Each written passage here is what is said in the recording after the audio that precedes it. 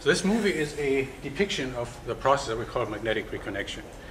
A magnetic reconnection is a process that releases energy that has been stored in the magnetic field. And you can envision that, for example, if you took two magnets that have like poles and you push them together, then you're exerting a force on these magnets to keep them together. If you let them go, they're going to fly apart.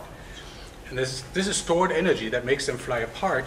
And this is the kind of energy that's stored in this magnetic field here. This is basically a region of strong magnetic field. This is another region of strong magnetic field.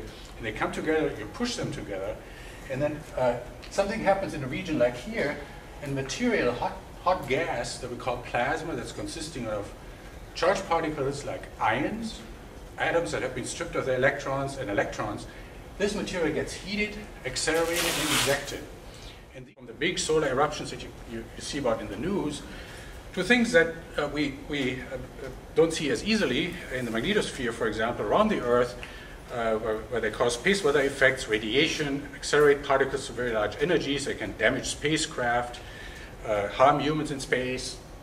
They do things like disrupt communication and threaten our power grid.